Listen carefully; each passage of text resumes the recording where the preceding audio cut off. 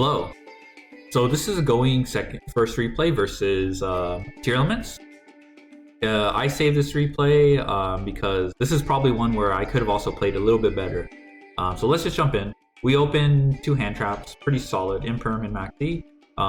Mining in Mathmech Sigma is not that great because you don't actually get advantage. You pay off the discard of mining, but you don't plus with the circular.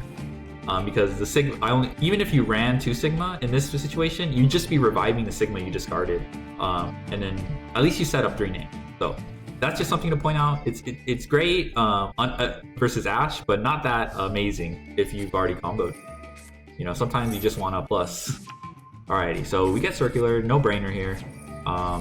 Send diameter if it's not clear. Yeah, so we send diameter. We revive with Sigma, we add super factorial. This is pretty standard stuff. So here we are playing into Imperm here, but we already have 3 names, and if needed, I could just normal summon a Maxi. It's not always necessary to normal summon Maxi then make Almirage, but it's just a good option to have when you are playing through interruption. It's just an option. I don't think Almirage is mandatory, but it's nice for these situations. But since there's no Ash, there's no Imperm, we just normal summon diameter, and then with no extender, we just end on a respectable transcode heat soul board. So transcode talker, revive, splash rage. So this is pretty standard. Nothing too fancy here. We have full combo. We're gonna draw with heat soul, and then okay. So here we top deck like a god. God is on my shoulder. Signet conflict is crazy, but there are other opportunities. You know, small world, hard drawing microcoder. We would have been able to, you know, we got Signet conflict exactly, but there were other ways. We could have just, if it was small world, we would just given up Max D and then gotten the microcoder. So kind of funny, but what happens is even so I'm stacked. My back row is stacked. But I still play in a way that's not very good, in my opinion. And this Signet conflict ends up saving me.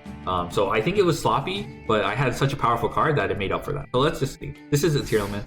I don't know this at the moment because the very first action he performs is what's called, he just activates a punk card. So this is Foxy Tune. So here, I think is a good opportunity to super factorial. I get punished for not using it here, but the reason why I think it's a good, because your super factorial is already insulated by conflict, and with the Foxy Tune, he loses a card, you send a card with Laplacian, and whatever summon you get to send with Laplacian anyway. So he has 3 cards remaining, and you have the negate live. So with 3 cards remaining, you have Laplacian negate, you have Imperm, and you have conflict. You should theoretically answer his whole hand, but he discards. So if it's not clear, he discards an Ishizu. So my super factorial is completely dead. This took me by surprise, but so unfortunately I can't use super factorial, but I can protect the super factorial with conflict by hitting the Mudora if he changes in response. But I think that's like using 2 cards. He gets like a 2-for-1. It's not that great of a trade in my opinion. So that was kind of sloppy. So I have to use the Imperm on this. I could have saved it for another time. See, like I already used an interruption in response to if it wasn't super factorial, if I was holding super factorial, I could have I ended up using the Imperm anyway. And then, you know, he has a tuner face up. He has a lot more options. So even if I held the super factorial, maybe it was just better to use a super factorial, hold the Imperm, and hold the conflict. But luckily this is tier. They only have 2 fusions available to them. So I just hold until Kikalos. This does 2 things. Alright, that took a bit. So this does 2 things. Right now with Kikalos, he has Chaos Ruler with his setup.